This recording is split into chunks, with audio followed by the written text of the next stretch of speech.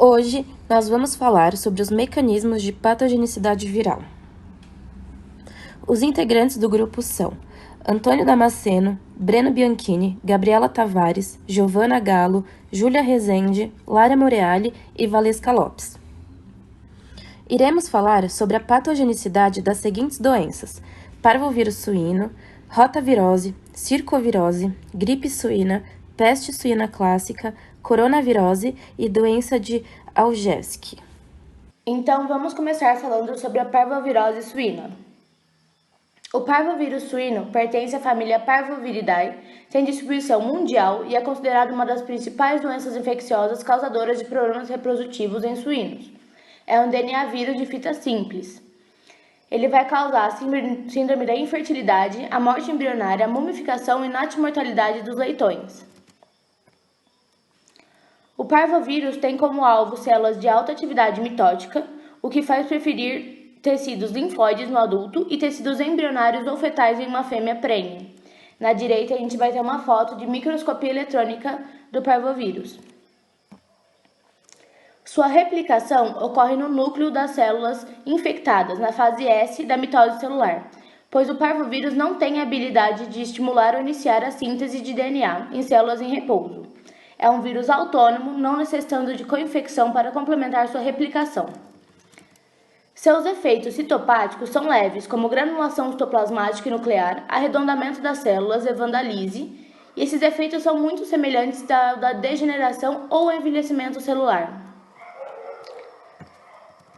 A resposta imune ao parvovírus suíno é pouco conhecida em seus detalhes. Em infecções experimentais, foi observado que células mononucleares periféricas proliferam em contato com o parvovírus suíno e atingem um platô de resposta após 90 a 120 dias.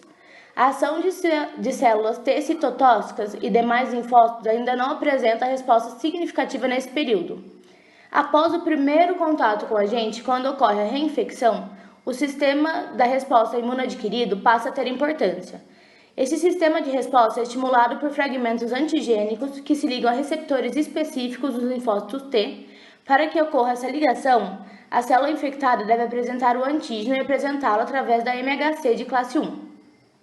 Entre as células efetivas e importantes para o processamento do antígeno estão as células B, os macrófagos e, por fim, as células dendríticas, que são descritas como as mais eficientes para capturar e processar partículas da peste vírus suína. As células T citotóxicas, que também são conhecidas como CD8+, reconhecem estes agentes processados e realizam parte do controle sobre a infecção viral através da liberação de toxina, impedindo a disseminação de células infectadas.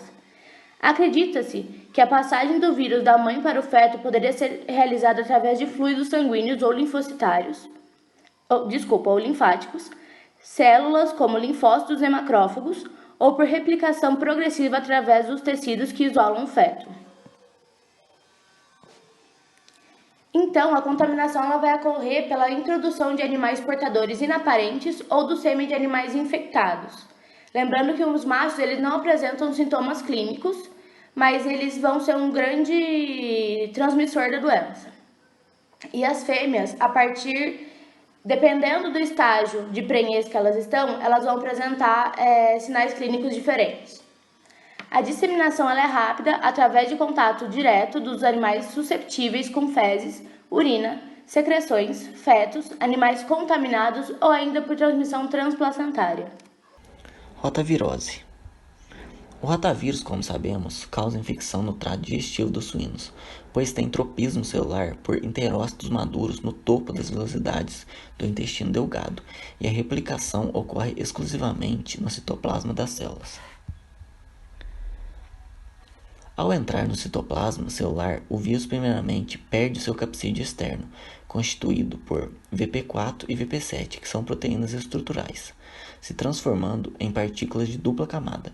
A partir daí, começam as etapas de transcrição, tradução, replicação e maturação viral dentro do citoplasma.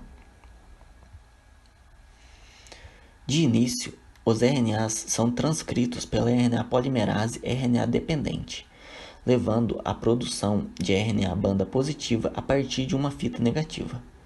Desses RNAs bandas positiva recém-formados, uma parte atua como RNA mensageiro, dando início à síntese de proteínas virais e em seguida a formação do viroplasma, por ação da NSP2 e NSP5, que são proteínas não estruturais. E ainda tem um acúmulo de VP1, VP2 e VP3 no interior dos mesmos, formando assim o core. Enquanto isso, os demais RNAs banda positiva adentram-se no core recém-formado e servem de molde para a síntese de RNA banda negativa. Novamente, por ação da VP1 com a RNA polimerase, levando assim à formação das fitas duplas de RNA no vírus, que é a partícula viral completa. Nessa fase, cada core recebe 11 segmentos de RNA. Em seguida, a VP6 é adicionada no core para formar a segunda camada de capsídeo, resultando numa estrutura dupla semelhante com a do vírus infectante. A fase final da replicação ocorre no interior das partículas de dupla camada recém-formada. Essas partículas de dupla camada deixam o viroplasma e se ligam a NSP4, que por sua vez é sintetizada no retículo endoplasmático juntamente com a VP7, onde permanece localizados na membrana.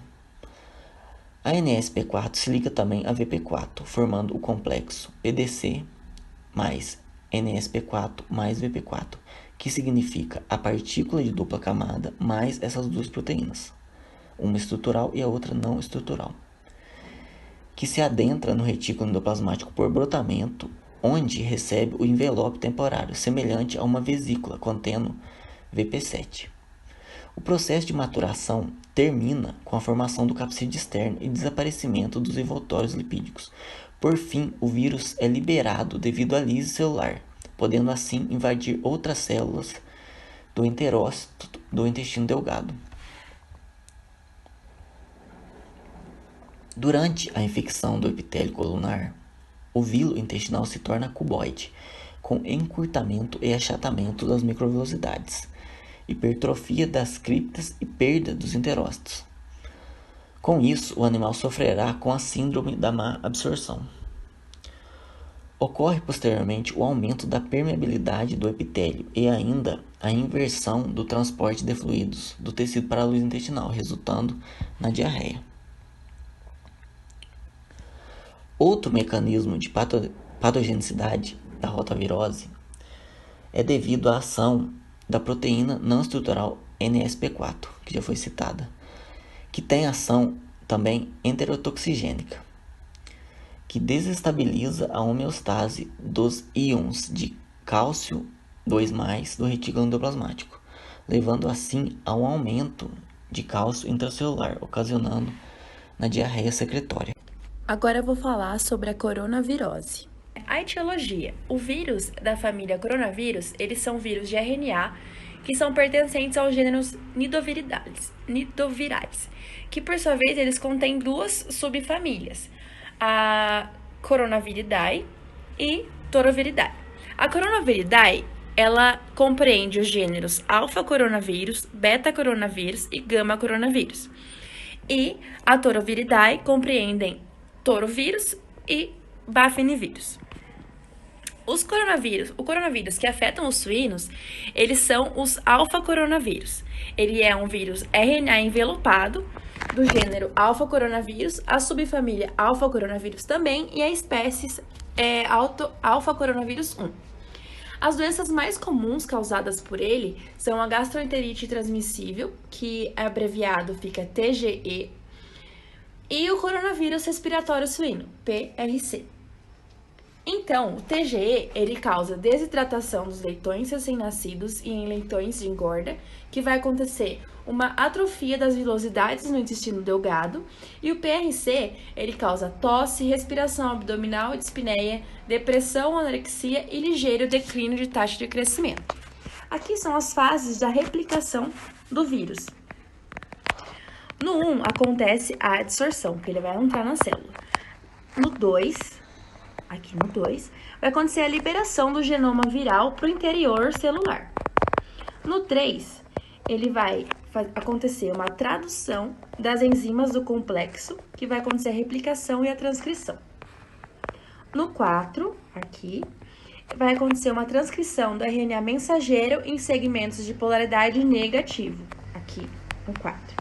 No 5, vai acontecer a transcrição desse RNA mensageiro, mas em segmentos de polaridade positivo. No 6, vai acontecer a tradução das proteínas estruturais. No 7, aqui, vai acontecer a replicação desse RNA genômico. O 8, a composição do novo vírus. E no 9, a liberação da partícula viral para o organismo, certo? O TGE, a via de infecção é o orofecal, do material fecal. O vírus vai multiplicar principalmente nas células do trato gastrointestinal e vai estar presente no citoplasma das células infectadas às 4 a 5 horas, principalmente na base das vilosidades intestinais do intestino delgado. Causa atrofia das vilosidades e vai reduzir a absorção de nutrientes e causa diarreia osmótica, que vai agravar pelo menor transporte de sódio e glicose, então vai gerar uma hipoglicemia nos afetados.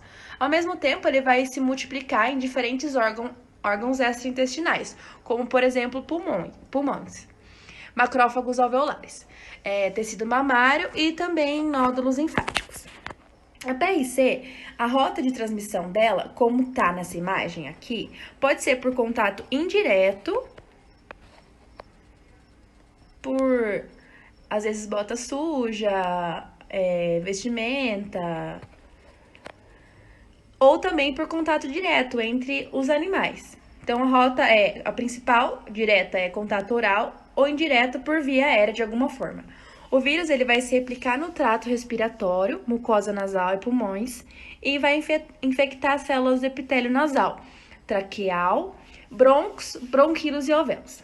Ele não vai atravessar a barreira placentária.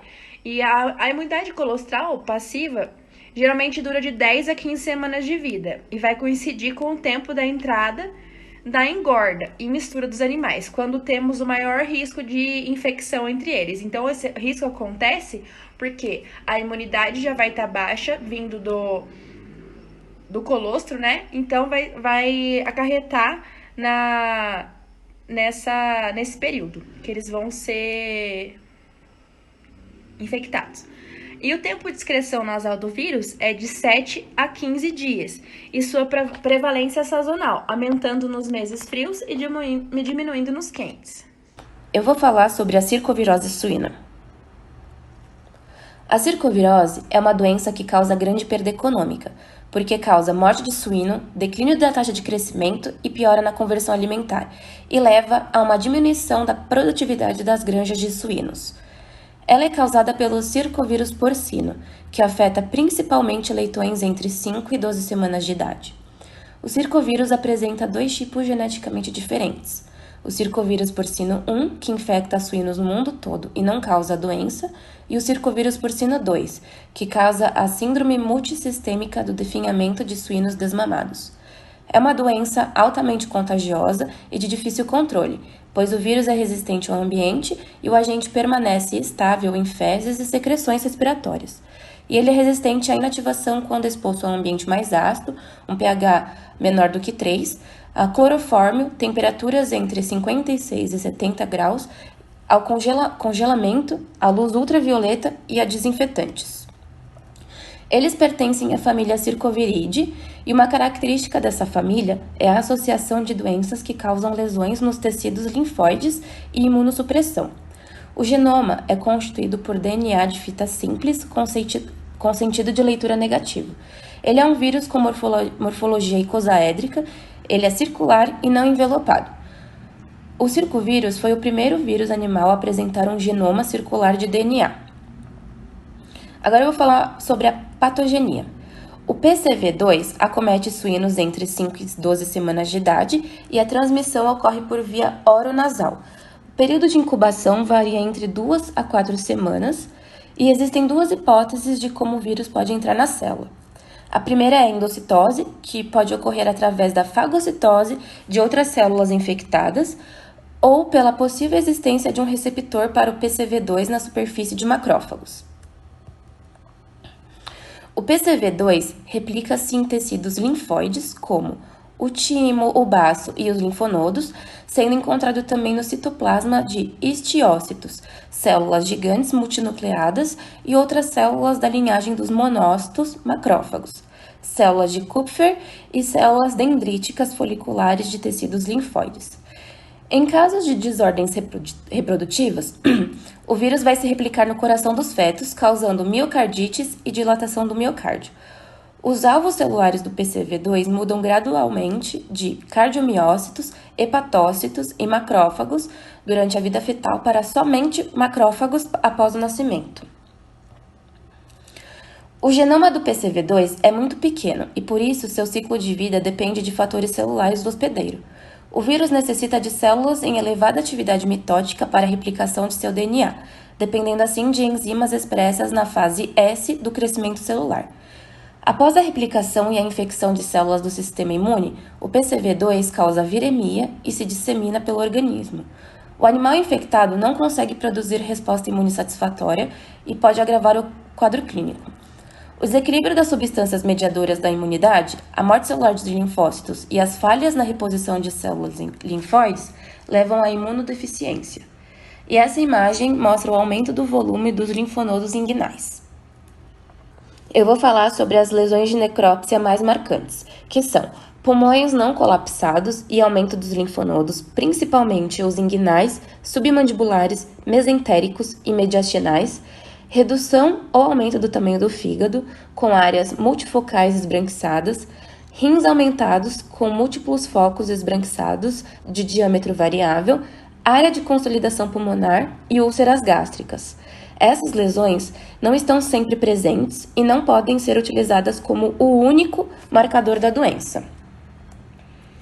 Para o controle dessa doença, deve-se fornecer um ambiente confortável aos leitões, evitar situações estressantes para os animais, diminuir a densidade nos galpões, melhorar a higiene, separação dos animais refúgio dos sadios, eliminação dos animais positivos para a doença, assegurando assim a eficiência da biossegurança na granja e esses fatores que favorecem o controle e evitam a disseminação dessa doença. Eu vou falar um pouco sobre a doença de Algers, que tem a sigla DA.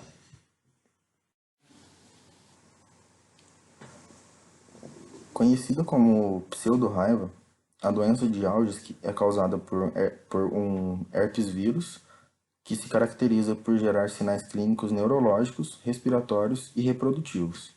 Ela tem grande importância na atividade por causar perdas econômicas significativas, porque possui altos índices de morbidade e mortalidade.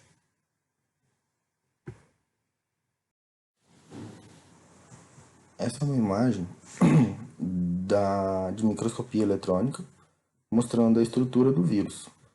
E ele tem como hospedeiro primário suínos, mas ele pode infectar qualquer mamífero, cachorro, gato e humanos também. Mas apesar de conseguir infectar humanos, ele não tem capacidade de induzir o aparecimento de sinais clínicos. O agente etiológico da DA é o herpes vírus suíno, tipo 1, da família Herpes viridae, e possui DNA linear de cadeia dupla, além de ser envelopado, o que sugere que o vírus tem baixa resistência no meio ambiente. Uma vez dentro do animal, ele tem a capacidade de migrar para os gânglios nervosos e desenvolver uma infecção latente. Isso acontece depois de uma infecção aguda, ou seja, um animal que estava doente, até mesmo os animais que já foram vacinados, ele pode deixar de apresentar sinais clínicos, porém ele não deixou de estar infectado. E por isso ele continua sendo uma fonte de infecção no rebanho. E esse também é o motivo de animais positivos serem abatidos. Essa doença, ela possui um período de incubação de 4 a 7 dias. E a transmissão pode ocorrer por contato direto, inclusive por aerosol, e pela via transplacentária. Quando isso acontece Quando a transmissão acontece por aerosol, o vírus se replica nas células da mucosa da narina, depois das amígdalas e depois nos pulmões, que essa é a fase da viremia. Depois dos pulmões, das amígdalas e da narina, ele consegue atingir o sistema nervoso através da via linfática e vai chegar ao bulbo olfativo, medula e bulbo raquidiano. E a partir daí, ele se espalha pelo restante dos órgãos. Essa fase aguda dura em média de 10 a 15 dias, onde o animal vai replicar e eliminar o vírus em maior quantidade.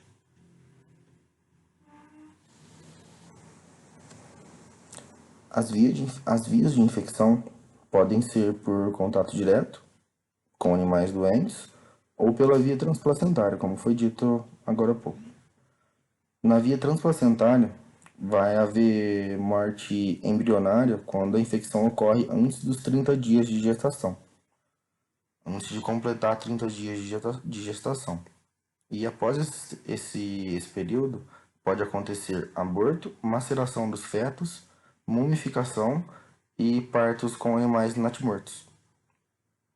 Ele é um vírus envelopado que possui baixa resistência no meio ambiente. Portanto, a sua transmissão vai acontecer através de mucosas, de moscas, de outros animais, como cães e gatos, como está na imagem, ratos, e até pelo ser humano, que pode estar contaminado ou infectado pelo vírus, e também durante o transporte. Os sinais clínicos vão ser diferentes de acordo com a faixa etária dos animais. E animais jovens vão apresentar predominantemente sinais neurológicos e vai ter uma taxa de mortalidade próxima do 100%. E já os animais adultos serão predominantemente os sinais reprodutivos, como aborto e reabsorção fetal, podendo apresentar também febre, dificuldade respiratória e vômitos. Nessa faixa etária, a mortalidade é bem baixa. O diagnóstico de campo ele pode se basear no histórico e nos sinais clínicos. Entretanto, não se pode usar esse diagnóstico como definitivo. A campo deve-se criar somente a suspeita a ser investigada, porque o diagnóstico definitivo ele só pode ser feito depois da necrópsia, onde é coletado o tecido das amígdalas, cérebro e cerebelo, que vão ser usados para exame virológico. Esses tecidos coletados devem ser enviados ao laboratório em uma caixa de isopor com gelo refrigerado. O controle, a principal maneira é a prevenção, porque mesmo com o uso de vacinas, não vai impedir os animais de serem infectados, só vai atenuar o aparecimento de sinais clínicos e a mortalidade, mas não previne a infecção. Mas supondo que a doença foi instalada na granja, existe a opção de tentar erradicar a doença através de teste sorológico e abate dos animais positivos. Esse tratamento ele é indicado em granjas onde o vírus foi identificado numa testagem periódica, ou seja, em granjas que ainda tem a prevalência baixa, de baixa a média. O vírus acabou de entrar, digamos assim. Porém, o melhor método de erradicação seria o abate de todos os animais da granja e depois disso a desinfecção rigorosa do local. E esse tratamento de erradicação ele é indicado em granjas onde a introdução do vírus foi recente e em regiões pouco afetadas pela doença. Sobre a peste suína clássica. Ela é uma doença altamente infecciosa, causada por um vírus do gênero pestivírus, que é um vírus RNA envelopado, que acomete suínos domésticos, silvestres e os acelvajados também. A transmissão dele ela é concluída através de secreções e excreções, dos animais infectados por via direta, ou seja, essas secreções e excreções têm contato direto de animal para animal, seja qualquer fluido corporal, e por via indireta também, onde essas secreções, esses fluidos entram em contato com algum equipamento, ou água, ou alimento, e acaba contaminando, enfim, seja lá o que for a água, né, ou o alimento, ou os fomites, e acaba levando a doença para outros animais. Então, essas secreções contêm uma carga, né, viral muito grande. E essa contaminação, ela é oronasal. A patogenia desse vírus, ela se resume a que o vírus ataca endoteliais, as linforeticulares, os macrófagos e as epiteliais específicas. Inicialmente, o vírus, ele, depois que chegou no organismo, né, por via oronasal, ele entra no trato respiratório superior e afeta as células olfativas. E lá ele vai se multiplicar. E ele também se multiplica nas tonsílulas e vai se distribuir aí pelos linfócitos regionais que estão nos, né, linfonodos regionais. O vírus ele vai atingir os linfócitos T e B por via hematógena ou linfática, e aí eles vão se multiplicar em outros linfonodos do organismo. E lá eles vão causar, né, o vírus, a destruição dos centros germinativos dessas células, que vão estar dentro dos linfonodos, que vão ser os linfócitos B, e outras células de linhagem macrofágica. Vai estar ocorrendo aí a infecção de várias células epiteliais de diversos órgãos do organismo. Então, ele leva a uma severa leucopenia, ele causa uma imunodepressão, trombose generalizada e danos ao epitélio vascular, né, por aumento da permeabilidade. Ele vai poder se multiplicar também na medula óssea, causando a trombocitopenia, e vai causar alterações também na coagulação. Ele tem a capacidade de atravessar a barreira transplacentária, então ele vai conseguir causar infecção intrauterina também, e ele, como que ele afeta as células fetais? Ele impede a diferenciação dos órgãos, entendeu? E leva a uma espécie de malformação, aborto, vai ter natimorto, vai ter mumificação fetal, ele vai causar problemas de fertilidade e de nascimentos.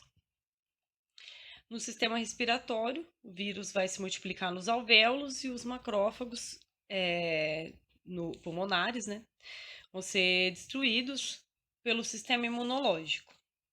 E ele também consegue atingir o sistema nervoso central. Aí lá no começo, quando ele inicialmente entra no trato respiratório, ele invade as células olfativas. Das células olfativas, ele consegue atingir o bulbo olfativo, que consegue chegar ao sistema nervoso central, causando aí sintomas neurológicos também. Essa doença vai levar o animal à morte por insuficiência circulatória generalizada, e leva também a uma degeneração fibrinoide das camadas da parede vascular, por isso que acaba tendo aí aumento da permeabilidade e tudo mais. Vai ter insuficiência cardíaca e ele vai ter lesões inflamatórias no sistema nervoso central, como a gente já disse. O vírus consegue, né, atingir o sistema nervoso central pelo bulbo olfatório e ele pode causar aí meningoencefalite não purulenta, linfocitária difusa. Isso tudo são achados de necrópsia. E os processos inflamatórios bacterianos secundários da TORC também pode estar acontecendo, pois ele tá suprimindo, né, o organismo do hospedeiro Ele está aí em todos os linfonodos, e então vai ter abertura aí para infecção bacteriana secundária. Vamos falar agora sobre o vírus da influenza A ou a gripe suína. É um agente zoonótico de grande importância não só para os animais, mas para a saúde dos humanos. O suíno, particularmente, é o hospedeiro mais importante na dinâmica e na epidemiologia dessa infecção, porque ele pode infectar vários subtipos, originando diferentes espécies, como a humana, a aviária e até mesmo a sua própria espécie. A morbidade tende a ser alta, mas a mortalidade tende a ser mais baixa.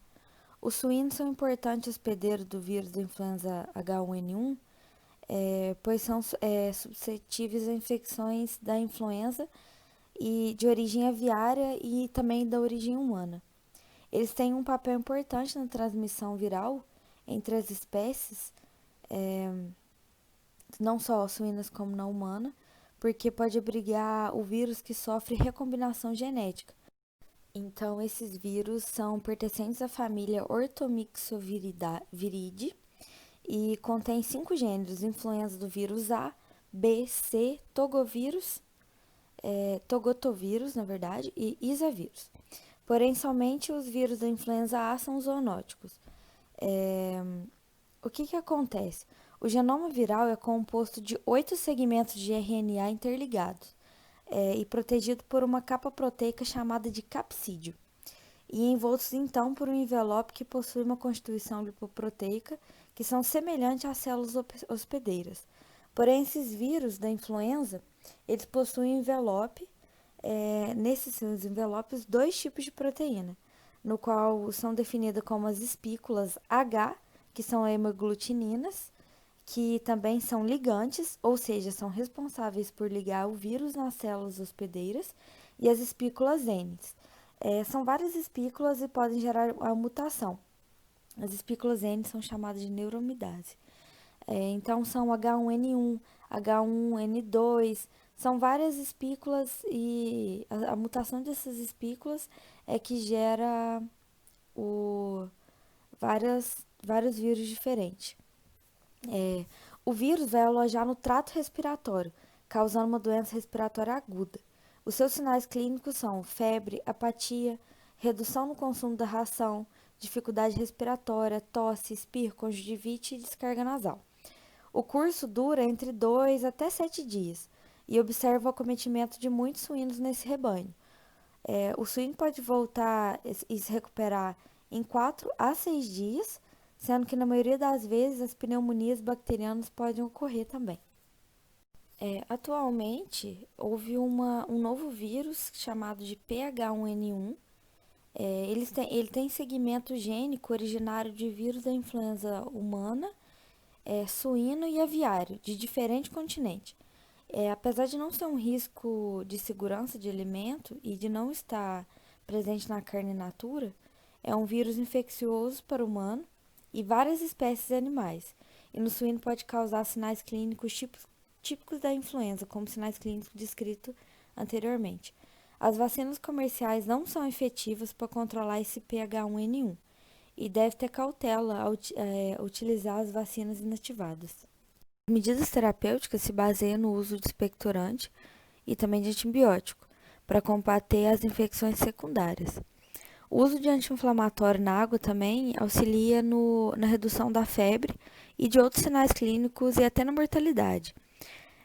Alguns estudos comparou a ação do anti-inflamatório e como ibuprofeno, aspirina e salicilato de sódio em suíno desafiado com o vírus da influenza suína.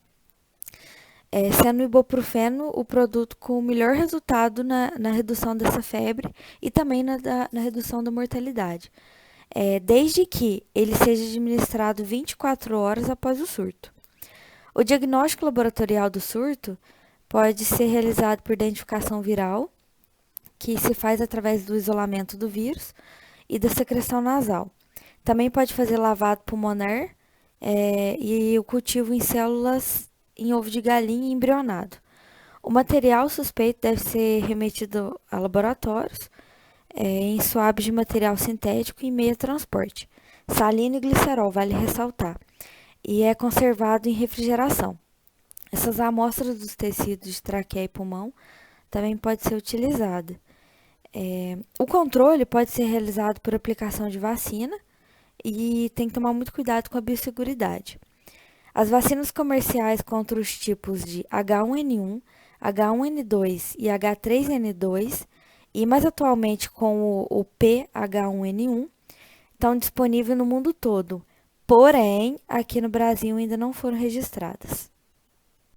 Com este trabalho, pudemos concluir que a suinocultura brasileira cresceu muito nos últimos anos, assim como a exigência do consumidor por um produto livre de contaminação e que visa o bem-estar animal. Uma granja com controle sanitário deficiente vai gerar mais custos com veterinários, medicamentos, além de algumas doenças poder ocorrer o óbito dos animais e a impossibilidade de venda por conta da biossegurança, gerando muitos prejuízos para os proprietários. Já com um controle sanitário eficiente, pode-se evitar possíveis doenças no rebanho e funciona como uma forma de investimento na granja, pois quanto mais atenção for depositada na ação preventiva, haverá menos gastos com tratamentos e redução do número de perda de animais. Desta forma, a sanidade animal torna-se essencial na granja, onde o controle de doenças é de extrema importância. Muito obrigada pela atenção.